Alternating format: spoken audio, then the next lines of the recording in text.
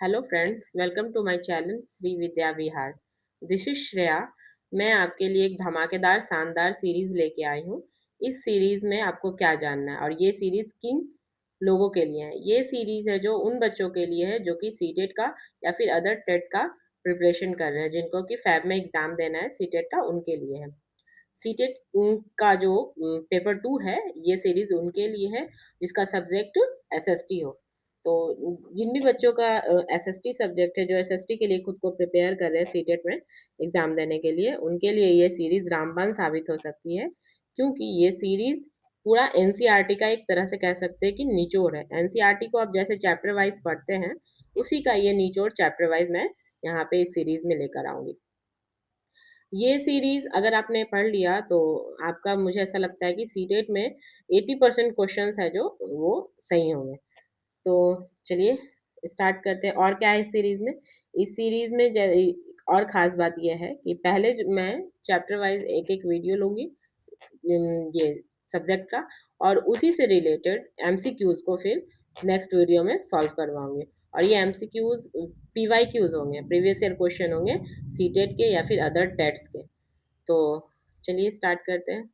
मैंने बता दिया आपको कि मेरा नाम श्रेया शर्मा है, और रही बात मेरे क्वालिफिकेशन की, तो मैंने बीएड एमएड कंप्लीट कर रखा है, और सीटेट पेपर 1, सीटेट पेपर 2 और एस्टेट भी क्लियर कर रखा है। और रिसेंटली मैंने जेआरएफ सब क्वालिफाइड किया है एजुकेशन सब्जेक्ट में। तो चलिए, बातें तो होती रहेगी, स्टार्ट करते हैं। ये मेरे चैनल का लोगो है, श्री विद्या विहार। तो आज का पहला चैप्टर क्या है? और हाँ, ये एसएसटी का जो ये सीरीज चल रहा है, उसमें पहले हमें पढ़ना क्या क्या है? हमें पढ़ना है पॉलिटी, हिस्ट्री और ज्योग्राफी। में ज्योग्राफी पढ़ना है।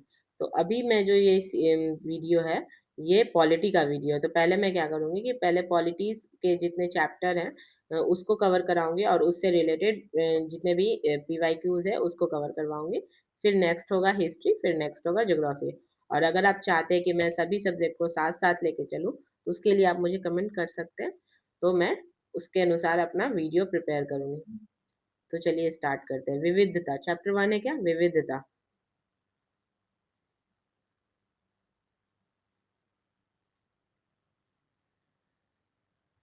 विविधता क्या होता है? विविधता का अगर हम बोले तो विविधता का मतलब होता है डायवर्सिटी। क्या होता है? डायवर्सिटी।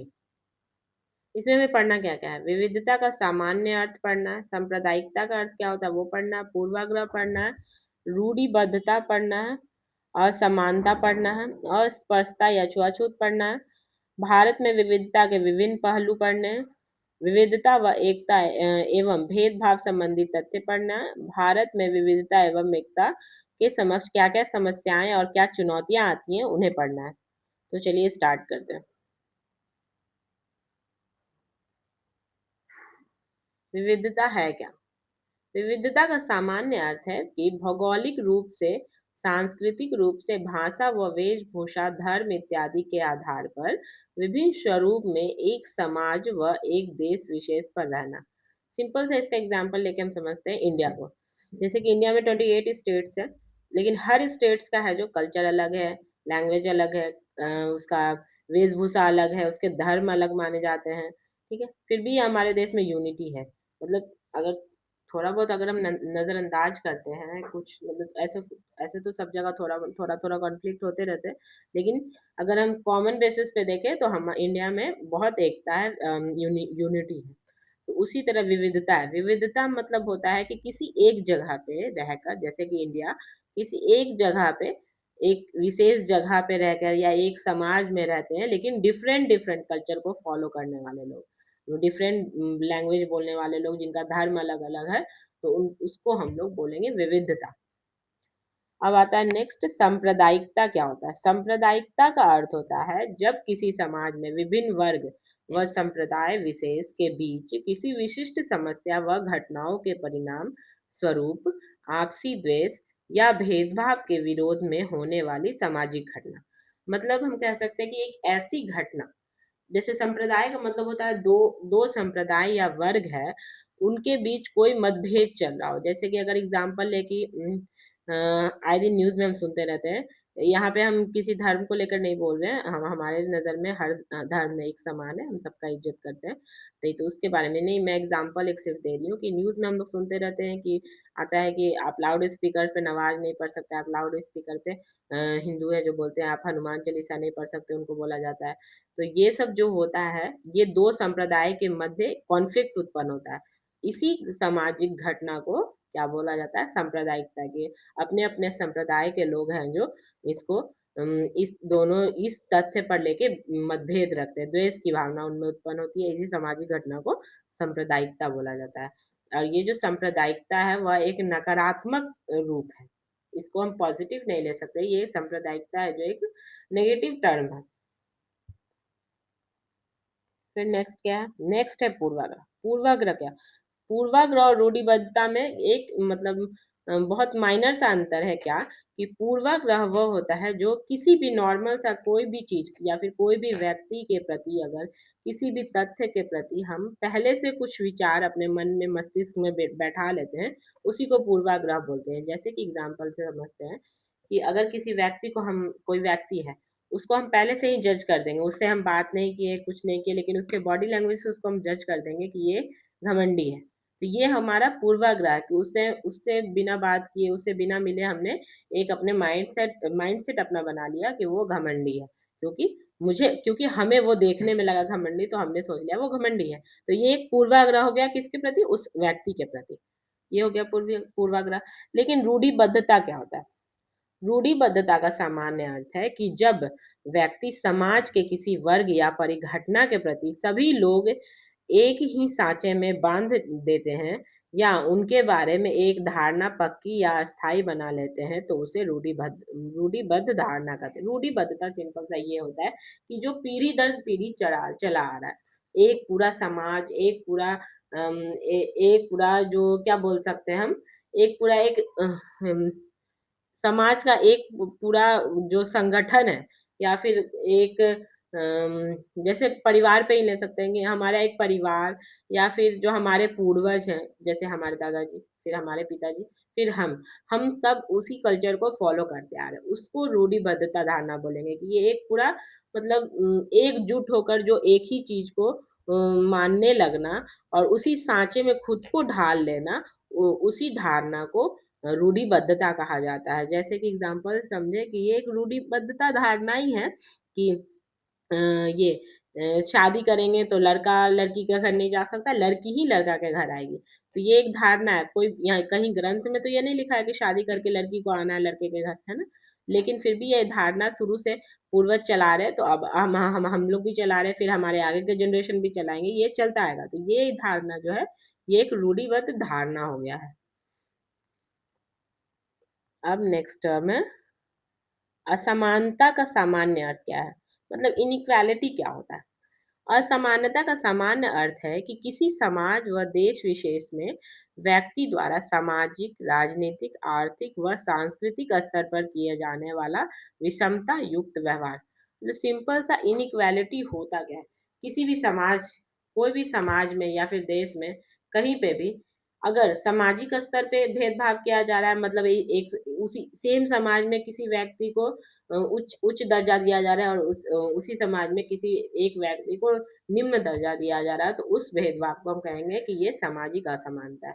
राजनीतिक असमानता क्या हो गई कि जैसे कि हम राजनीति में अगर 2 आदमी हैं, दोनों व्यक्ति में सेम क्वालिटीज़ हैं, सेम कैपेबिलिटीज़ है, लेकिन फिर भी एक को ऊँचा पद दिया जा रहा है और एक को निम्न पद दिया जा रहा है। तो ये हो जाएगा क्या पॉलिटिकल लेवल पे इनइक्वालिटी हो जाएगा।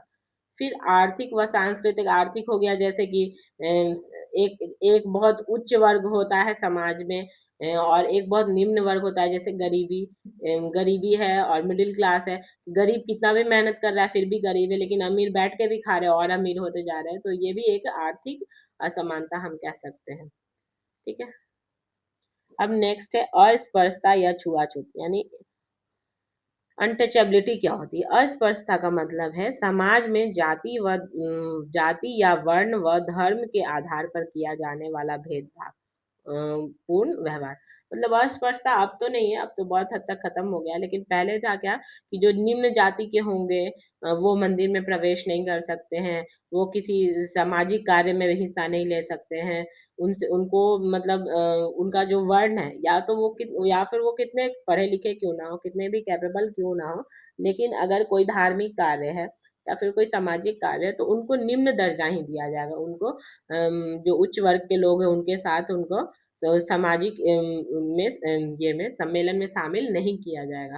तो इसी भेदभाव को कहा जाता है अस्पृश्यता या छुआछूत। या फिर आप मंदिर नहीं आ सकते, आप किसी अच्छे कार्यक्रम में, सामाजिक कार्यक्रम में शामिल नहीं हो सकते, क्योंकि आपका जो वर्ण है वो छोटा है, आपने छोटे वर्ण में जन्म लिया है इसलिए।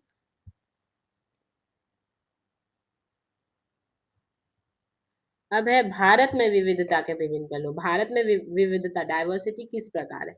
तो भारत में सामाजिक रूप से, सांस्कृतिक रूप से, राजनीतिक रूप से एवं आर्थिक स्तर पर विविधता में एकता है। मैंने बोला ना पहले आपको, विविधता है लेकिन एकता भी है। मतलब डाइवर्सिटी में क्या है? यूनिटी है। तो विविधता में एकता का स्वरूप है, जो इसे इस प्रकार है। पहले तो अगर भाषा के रूप से अगर हम देखें, भाषा के परिप्रेक्ष्य से देखें, तो विविधता किस प्रकार है? भारत के भौगोलिक सीमा के अंतर्गत अनेक भाषाएं व बोलियां प्रचलित है, अतः भाषा के आधार पर अनेक भाषाएं बोली जाती हैं। जैसे कि हिंदी तो संपूर्ण भारत में बोला जाता है, मुख्यतः कहाँ बोला जाता है? उत्तर भारत में। सदर्न पार्ट में नहीं बोला जाता है इंडिया का, नॉर्दर्न नॉर्दर्न पार्ट में बोला जाता है। ये सब लैंग्वेज है, ये सब तो बहुत कॉमन सा चीज़ है, आपको पता ही होगा कि महाराष्ट्र में क्या बोला जाता है? महाराष्ट्र में मराठी बोला जाता है, ठीक है? गुजरात में गुजराती बोला जाता है, पंजाब में पंजाबी बोला जाता है। ये सब याद करने की चीज़ें नहीं है, ये सब तो मतलब आपको नाम से ही पता चल रहा है। पंजाब में पंजाबी के साथ-साथ सिंधी भी बोला जाता है, राजस्थान में भी सिंधी बोला जाता है और गुजरात में भी सिंधी बोला जाता है। मतलब ये सब नेबरिंग स्टेट्स है, तो सब जगह सिंधी बोला ही जाता है जनरली। उत्तर प्रदेश, बिहार और उत्तराखंड, इसमें मैथिली बोला जाता है, ठीक है? फिर जम्मू और कश्मीर और हिमाचल प्रदेश में क्या बोला जाता है? कश्मीरी बोला जाता है। फिर पश्चिम बंगाल व झारखंड में क्या बोला जाता है? बंगाली बोला जाता है। असम में असमिया बोला जाता है। झारखंड ये थोड़ा नाम से अलग है, इसलिए आपको याद करना पड़ेगा कि झारखंड में संथाली बोला जाता है। झारखंड में संथाली बोला जाता है। बिहार और झारखंड में मैथिली भी बोला जाता है, ठीक है? फिर उड़ीसा में उड़िया बोला जाता है। गोवा में कोंकणी बोला जाता है, ये भी नाम से अलग है, ये भी याद करना होगा। कर्नाटक में कन्नड़ बोला जाता है। केरल में मलयालम बोला जाता है, इसको भी याद करना होगा आपको। बाकी सब तो नाम से सिमिलर मैच हो रहे हैं, लेकिन केरल में मलयालम बोला जाता है और कर्नाटक में कन्नड़ बोला जाता है। आंध्र प्रदेश व तेलंगाना में तेलुगु बोला जाता है। ये तेलंगाना से आप तेलुगु याद कर सकते हैं। और तेलंगाना कहाँ है? आंध्र प्रदेश में है, तो ऐसे याद हो जाएगा। अब भारत के संविधान में 8वीं अनुसूची में प्रारंभ में केवल 14 भाषाओं का प्रावधान किया गया था, परंतु वर्तमान में अभी कितनी भाषाएं का उल्लेख है? 22 भाषाओं का उल्लेख है। मतलब 8वीं जो अनुसूची है उसमें भाषाओं का उल्लेख किया गया है, ये तो पता ही होगा आपको। तो उसमें पहले सबसे पहले स्टार्टिंग में 14 ही भाषाएं थे, लेकिन फिर उसमें अमेंड कर करके संविधान में 22 भाषाओं को लाया गया। तो अभी संविधान में कितने भाषा हैं? 22 भाषा है। भारत में कुछ भाषाएं जिन्हें शास्त्रीय भाषा कहा जाता है, यानी क्लासिकल लैंग्वेज बोला जाता है, वो कौन कौन से हैं? क्लासिकल लैंग्वेज कौन कौन से हैं? संस्कृत, तेलुगु, तमिल, कन्नड़, मलयालम, ठीक है? संस्कृत, तेलुगु, तमिल, कन्नड़ व मलयालम। अब हम पढ़ेंगे कला व नृत्य। मतलब हम पढ़ रहे हैं कि हमारा इंडिया एक देश है, लेकिन उसमें कितने डाइवर्स लोग रहते हैं, मतलब कितने विभिन्न विभिन्न लोग रहते हैं, कितना अलग अलग कल्चर है, फिर भी सब में यूनिटी है ना। तो भारत विभिन्न कला व नृत्य शैली की विविधता वाला देश है। भारत के प्रत्येक भौगोलिक भाग व राज्य, समाज व वर्ग की राष्ट्रीय कला व नृत्य के साथ साथ लोक कलाएं व नृत्य प्रचलित है। मतलब हर एक स्टेट का अलग अलग लोक कला है, उसका अलग अलग नृत्य है। ये सब सब आता है, ये सब आपको याद करने वाला चीज है, तो ये सब इम्पोर्टेंट टर्म्स है, इसको आप याद कर लीजिएगा ये सारा। तो उत्तर प्रदेश में कौन सा है? कथक। ठीक है, और ये जैसे याद कर सकते हैं कि उत्तर प्रदेश में कथक है, तो इसमें कंफ्यूज नहीं होना है, कथक कली और कथक में कंफ्यूज नहीं होना है। तो कली वाला जो होगा वो केरल में होगा, और सिर्फ कथक है जो वो उत्तर प्रदेश में है। मणिपुर व असम में मणिपुरी नृत्य होता है। पंजाब में तो सबको पता है भांगड़ा होता है, गुजरात में ही पता है गरबा होता है। महाराष्ट्र में क्या होता है? तमाशा होता है। फिर तमिलनाडु में भरतनाट्यम होता है। तमिलनाडु में भरतनाट्यम। आंध्र प्रदेश में कुचिपुड़ी, इसको ऐसे याद कर सकते हैं कि कच्ची पुड़ी। आंध्र प्रदेश में लोगों को दिखा नहीं इसलिए कच्ची पुड़ी खा गए, उस टाइप से कुछ याद कर सकते हैं आप निमोनिक बना के। उड़ीसा का उड़ीसी होगा। असम में बिहू होता है। ठीक है, बिहू एक डांस फॉर्म है, तो बिहू होता है। झारखंड में छऊ होता है, पश्चिम बंगाल में भी छऊ होता है, और उड़ीसा में भी छऊ होता है। यानी उड़ीसा में उड़ीसी भी होता है और छऊ भी होता है। भारत में कुछ नृत्य ऐसे हैं जिन्हें शास्त्रीय नृत्य का दर्जा दिया है। जैसे क्लासिकल लैंग्वेज थे उस तरह क्लासिकल डांस भी है। जैसे कि भरतनाट्यम। भरतनाट्यम का ये सब इंपॉर्टेंट टर्म्स है, ये सब आपको याद करना पड़ेगा। ठीक है, कि भरतनाट्यम है जो क्लासिकल डांस है। कुचिपुड़ी क्लासिकल डांस है।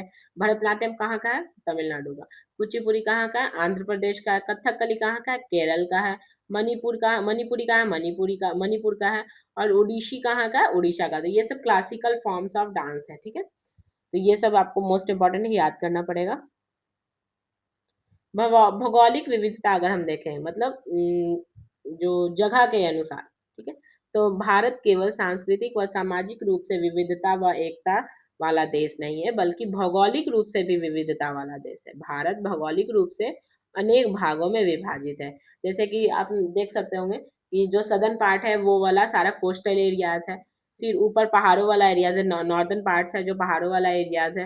राजस्थान वाला डेजर्ट वाला एरियाज है। तो ये भौगोलिक ही तो होगा ना, कि एक देश है लेकिन सबका भौगोलिक विविधता कितना है। कहीं ज्यादा कोस्टल एरिया है, तो कहीं बहुत सारे पहाड़ हैं, कहीं बहुत सारे जंगल हैं, तो कहीं बहुत सारे मरुस्थल है ना। तो ये विविधता यहाँ है, भौगोलिक विविधता ये कहलाएगी। फिर अब देखते हैं नेक्स्ट है हिमालयी भाग, जो कि उत्तर भारत का है। हिमालय हिमालय समानता तीन तीन श्रेणियों में विभाजित है, जिसमें हिमालय है जो ये तीन श्रेणियों में विभाजित है, ऐसे और ऐसे, है ना। ये तीन श्रेणियों में विभाजित है। हिमाद्री या वृहद हिमालय, मध्य भाग और हिमाचल या श्रेणी। यानी सबसे बड़ा बड़ा क्या है? सबसे ऊपर जो होगा वो हिमाद्री होगा, जिसको हम लोग वृहद हिमालय भी बोलेंगे। मध्य भाग वाला हिमाचल का होगा। मध्य भाग व हिमाचल, मध्य भाग वाला को हम हिमाचल बोलेंगे, और लास्ट वाले को क्या? सिर्फ शिवालिक बोलेंगे, जो सबसे निचला है। तो पहला क्या हो जाएगा आपका? हिमाद्री या वृहद हिमालय। दूसरा क्या हो जाएगा? मध्य भाग व हिमाचल। वृहद हिमालय, हिमाचल और शिवालिक, ऐसे याद कर सकते हैं, हिमाद्री, हिमाचल, शिवालिक, है ना। तो पहला हो जाएगा क्या? हिमाद्री। फिर नेक्स्ट हो जाएगा हिमाचल, और लास्ट हो जाएगा शिवालिक। इसको हम लोग हिमाद्री को ही वृहद हिमालय बोलते हैं, और हिमाचल को मध्य भाग भी बोलते हैं, और शिवालिक को ये सबसे नीचे वाला भाग बोलते हैं। लद्दाख जम्मू और कश्मीर की पूर्वी हिस्से व पहाड़ियों में बसा एक रेगिस्तान है। मतलब लद्दाख है जो, उसको कोल्ड डेजर्ट भी तो हम लोग बोलते हैं ना। तो जो जम्मू एंड कश्मीर है उसका जो पूर्वी हिस्सा है, उसकी पहाड़ियों को क्या बोला जाता है? उसकी पहाड़ियों में जो बसा रेगिस्तान है वो लद्दाख है। लद्दाख क्या है? एक ठंडा रेगिस्तान है। ये नेक्स्ट लाइन यही था। लद्दाख है जो एक ठंडा रेगिस्तान है, यहाँ कृषि युक्त खेती संभव नहीं है। इतना ठंड पड़ती है कि यहाँ कृषि नहीं हो पाता है। लद्दाख क्षेत्र में बकरी की एक प्रजाति, यही सब टर्म एनसीईआरटी का मोस्ट इंपॉर्टेंट टर्म है। एक तो ये सबसे ठंडा रेगिस्तान कौन सा है? ठीक है, ये सब पीवाईक्यूज है, इसको आपको ध्यान देने की जरूरत है। ठीक है, तो ये ठंडा रेगिस्तान ये भी पूछा हुआ है। फिर पूछा हुआ है कि लद्दाख क्षेत्र में जो बकरी की एक प्रजाति पाई जाती है जिससे पश्मीना ऊन मिलता है। ठीक है, ये भी पूछा हुआ है कि कौन सी एक बकरी की प्रजाति है जहाँ पश्मीना ऊन मिलता है, कहाँ से? तो ये लद्दाख से। पश्मीना ही कीमती शॉल, पश्मीना शॉल बनाई जाती है जिससे। ठीक है, यहाँ के मुख्य निवासियों का मुख्य व्यवसाय पशुपालन है, क्योंकि यहाँ खेती तो होती नहीं है, तो पशुपालन से लोग अपना पालन पोषण करते हैं। ये गाय, भेड़, बकरी व याक को पालते हैं। ये इनके दूध, मांस व खाल से भी व्यापार करते हैं। दूध से कर लेते हैं, मांस से कर लेते हैं, जो खाल ऊन वगैरह हो जाता है उससे कर लेते हैं, भेड़ से ऊन निकलता है ना, उससे कर लेते हैं। अब हम पढ़ेंगे सदर्न पार्ट के बारे में। तो सदर्न पार्ट में क्या पढ़ना है हमें? केरल पढ़ना है। केरल क्या है? केरल के पूर्व में स्थित पहाड़ियाँ, यानी केरल अगर आपका ईस्ट साइड है इंडिया का ईस्ट साइड है केरल। केरल कहाँ पे है? यहाँ पे होगा। यहाँ पे अगर आपका केरल है तो केरल के पूर्व में, यानी इस साइड पूर्व में स्थित पहाड़ियाँ मसाले जैसी इलायची, इलायची, लौंग, ये भी PYQs है कि इलायची, लौंग, काली मिर्च इत्यादि के लिए प्रसिद्ध है, जो पूर्व में स्थित पहाड़ियाँ हैं केरल के, है ना। भारत में सबसे पहले अरबी व यहूदी व्यापारी केरल आए थे। सबसे पहले आने वाले व्यापारी कौन थे? अरबी थे और यहूदी थे। ईसा मसीह के शिष्य संत थॉमस भारत में भारत में ईसा से लगभग 47 वर्ष पूर्व केरल आए थे। मतलब ये सबसे पहले कौन आए थे? संत थॉमस आए थे, जो कि 47 वर्ष पूर्व केरल आए थे। अब ये 1333 में ईस्वी में मोरक्को से आए यात्री इब्ने बतूता, कौन आया था? ये सब इम्पोर्टेंट टर्म्स आपको याद करना होगा। इब्ने बतूता ने किताब, ये पूछा गया है कि किताबुल रहेला किसकी लिखी हुई है? तो ये इब्ने बतूता की है, में केरल का वर्णन है। तो ये भी पूछा हुआ है कि इस किताब में कौन से स्टेट का वर्णन है? केरल का वर्णन किया गया है। 1498 में कौन आया था? ये भी बहुत बार पूछा हुआ क्वेश्चन है। भारत की यात्रा पर आने वाला पुर्तगाली नाविक कौन था? वास्को डी गामा था, जो सबसे पहले कहाँ आए थे? केरल के तट पे आए थे। मछली पकड़ने के लिए जिस जाल का प्रयोग करते हैं उसे चीनी वाला, ठीक है, चीना वाला कहा जाता है। मतलब केरल में जो मछली पकड़ने के लिए जो जाल का प्रयोग किया जाता था उसका उसका नाम क्या है? चीना वाला। इसी प्रकार के जाल के प्रयोग लोग चीन के लोग भी करते थे, इसीलिए शायद इसका नाम रखा गया होगा चीना वाला। यहाँ के लोग मछली तलने के लिए जिस बर्तन बर्तन का प्रयोग करते थे उसे चीनी चट्टी बोलते थे। मतलब मछली पकड़ने के लिए चीना वाला जो जाल था उसका प्रयोग किया जाता था, और जो बर्तन था उसका नाम था चीना चट्टी। ये सब आपको याद करना है, मैं बार बार बोल रही हूँ क्योंकि ये सब पूछा हुआ क्वेश्चन है सब। यहाँ के लोगों का मुख्य भोजन क्या था? कहाँ के लोगों का? केरल के लोगों का।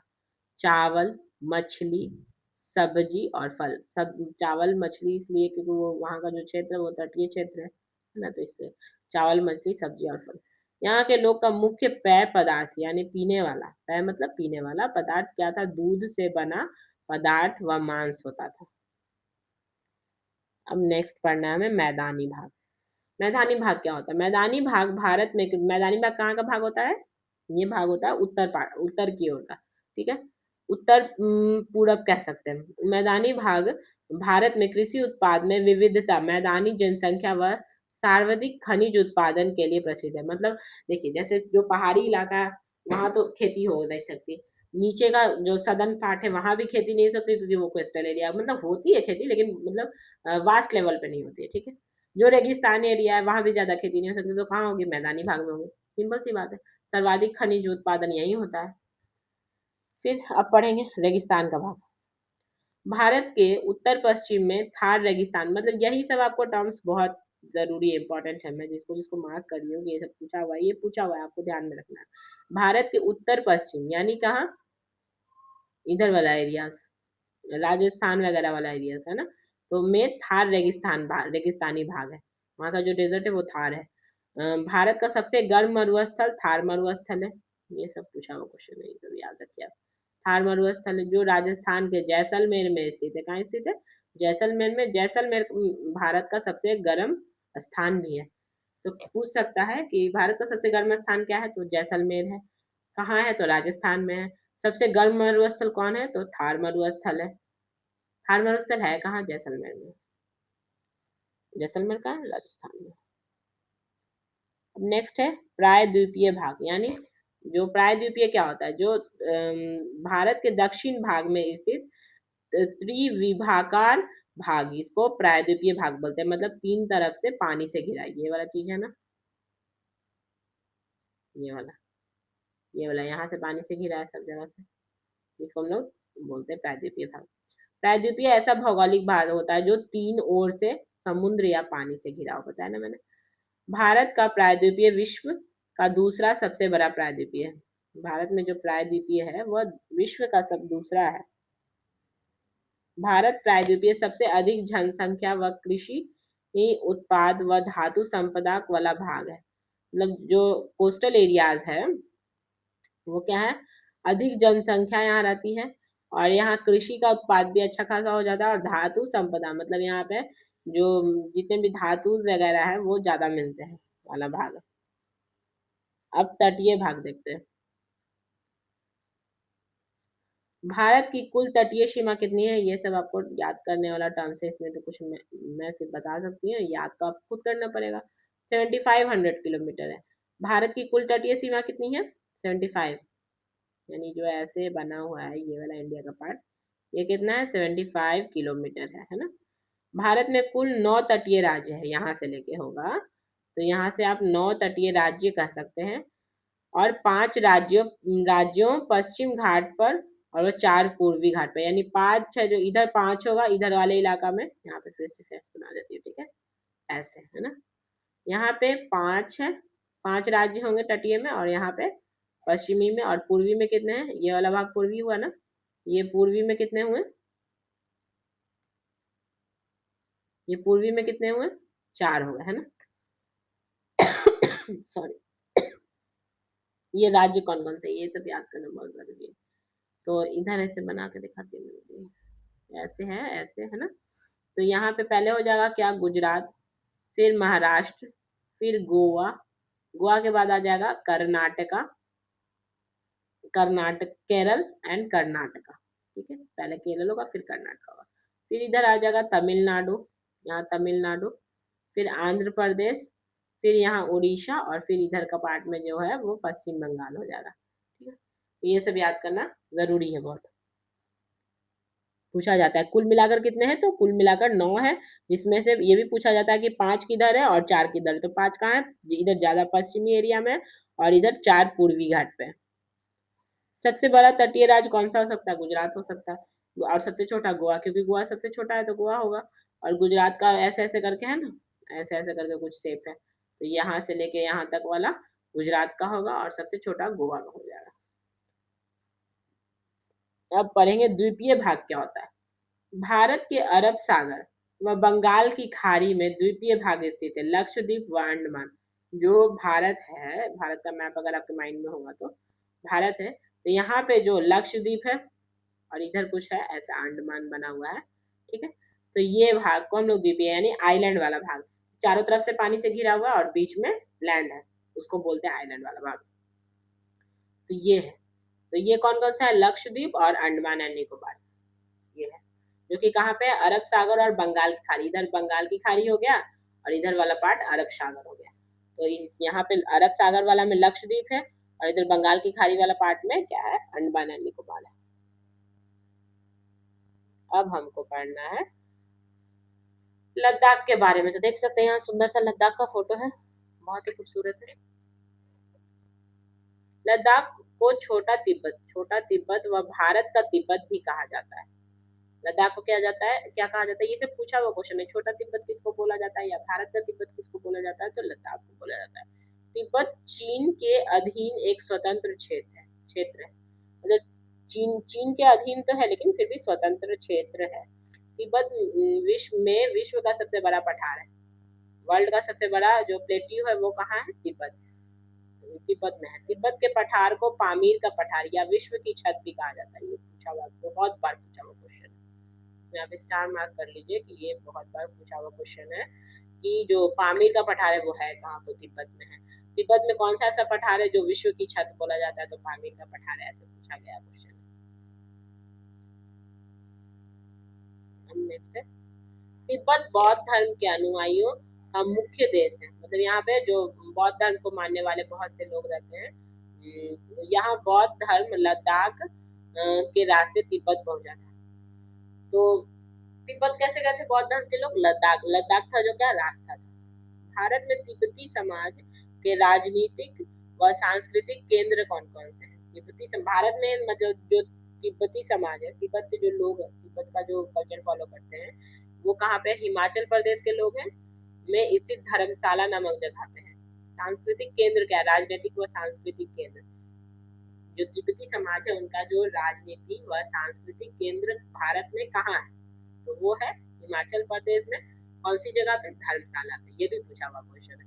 मतलब मैं बोली थी ना आपको कि मेरा ये वीडियो में सारा जितना भी टर्म्स है वो टू दी पॉइंट रहेगा एकदम, एनसीईआरटी का। ये सब आपको मतलब आपको या तो अगर आप नोट्स बना रहे हैं तो नोट्स में लिख लीजिए, या तो अगर आपको ऐसे ही स्क्रीनशॉट ले सकते हैं तो स्क्रीनशॉट ले लीजिए। लेकिन ये सब बहुत इंपॉर्टेंट टर्म्स है, इसको याद करना बहुत जरूरी है। एज इट इज पीवाईक्यूज है। तो पूछा गया है कि धर्मशाला नामक जगह कहाँ है, ये किस चीज से रिलेट करता है? तो ये भारत तिब्बती समाज है जो उससे उसके पॉलिटिकल और ये कल्चरल केंद्र से रिलेट करता है, और ये कहाँ है? भारत में है। और ये किस कॉन्सर्न के लिए? तिब्बती समाज के लिए। नेक्स्ट है अब लद्दाख के मूल निवासियों के लोक गानों और कविताओं का मौखिक संग्रह।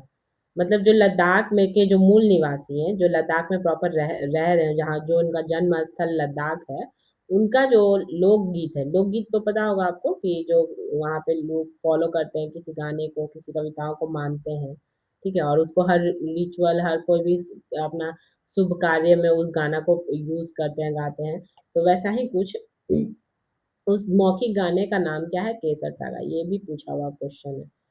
केसर सागा काफी प्रचलित है। इसको कौन कौन फॉलो करता है? मुसलमान भी फॉलो करते हैं और बौद्ध धर्म के लोग भी फॉलो करते हैं इसको।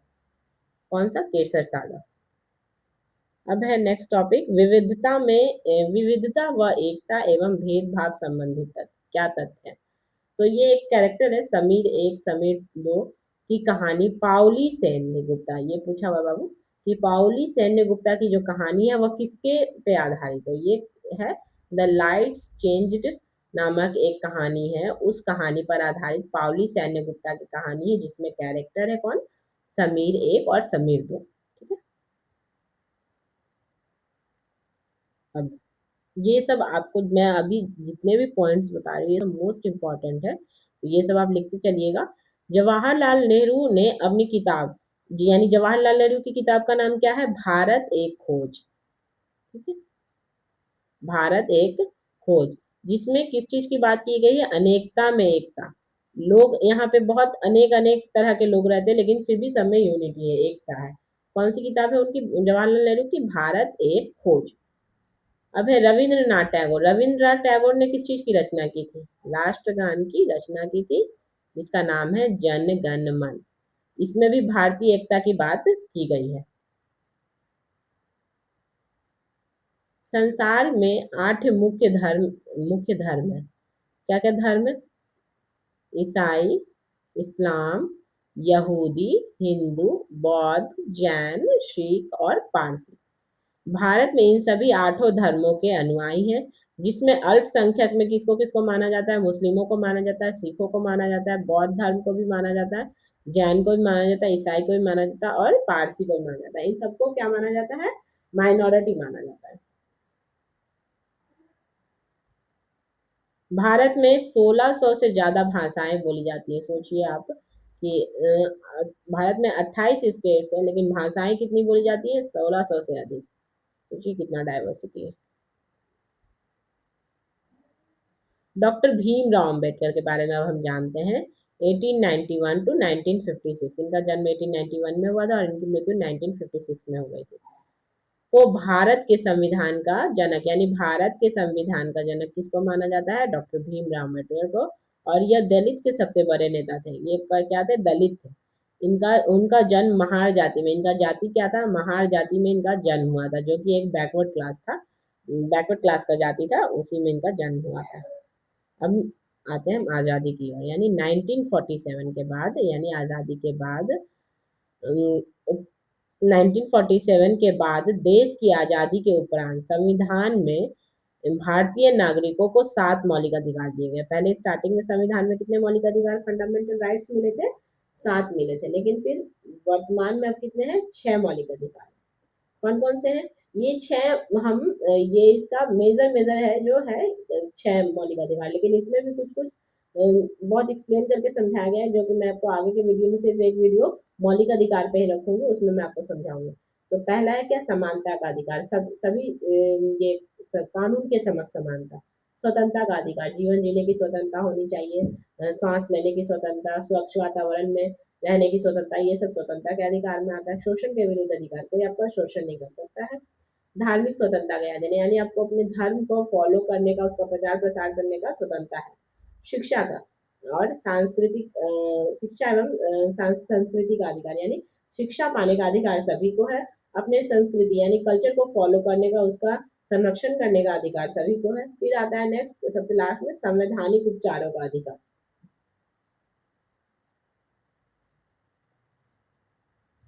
अब है ये लास्ट टॉपिक है शायद, भारत में विविधता व एकता के समक्ष समस्याएं क्या क्या आती है और जिनको, जैसे कि ये तो पॉजिटिविटी है इंडिया के कल्चर का कि ये क्या बोलते हैं, भारत में विविधता है और उसमें यूनिटी भी है, लेकिन इसमें इसके समय कुछ चैलेंजेस भी आते हैं, चुनौतियां भी आती है। तो क्या क्या आती है? जातिवाद आता है, क्षेत्रीयवाद आता है,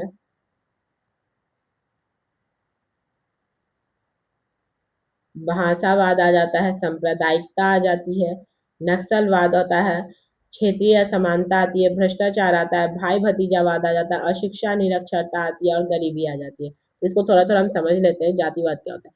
जातिवाद क्या होता है, जिसमें मतलब आजकल आप देखे होंगे कि आजकल क्या, ये तो बहुत पहले से चला आ रहा है कि जाति के बेसिस पे, जैसे कि आप ले सकते हैं कि किसी किसी स्टेट में जाति के बेसिस पे सरकार बन रही है, लोग उसी को वोट देंगे जो उनकी जाति का नेता खड़ा होगा, है ना। ये जातिवाद हो गया, ये तो गलत है।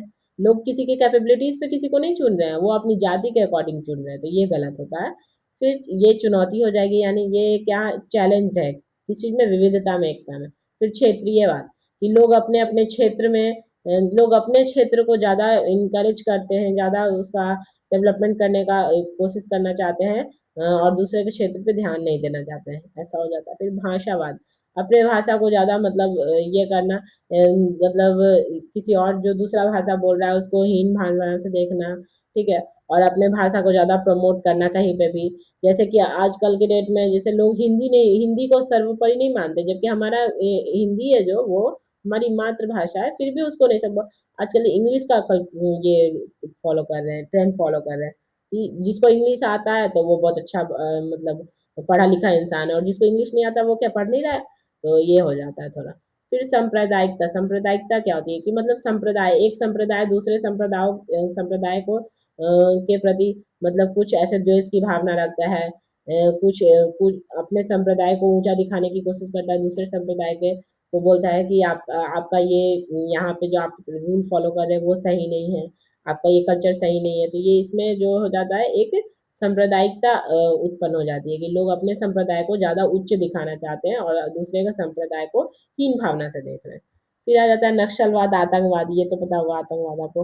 फिर क्षेत्रीय असमानता, क्षेत्रीय असमानता में क्या आ गया कि जैसे देखिए कि लोग होते हैं जो जैसे ये ईस्टर्न लोग होते हैं, जो ईस्ट पार्ट के पूर्वी लोग होते हैं, पूर्वी क्षेत्र के लोग, जैसे आसमीज वगैरह होते हैं जो उधर से जो आते हैं, वो थोड़ा सा देखने में उनका मतलब चाइनीज टाइप का लगते हैं, कि वो चाइना के लोग जैसे होते हैं वैसे ही अपने पूर्वी क्षेत्र के भी लोग लगते हैं, लेकिन उसको लोग फिर अब कहीं पे वो दूसरे स्टेट में जाते हैं तो उसको लोग चाइनीज समझते हैं, तो वो उनको बुरा लगता है कि मतलब हम इंडिया के इंडियंस होके भी हमको मतलब विदेशी समझा जा रहा है, तो वो क्षेत्रीयवाद, क्षेत्र का थोड़ा प्रभाव पड़ जाता है।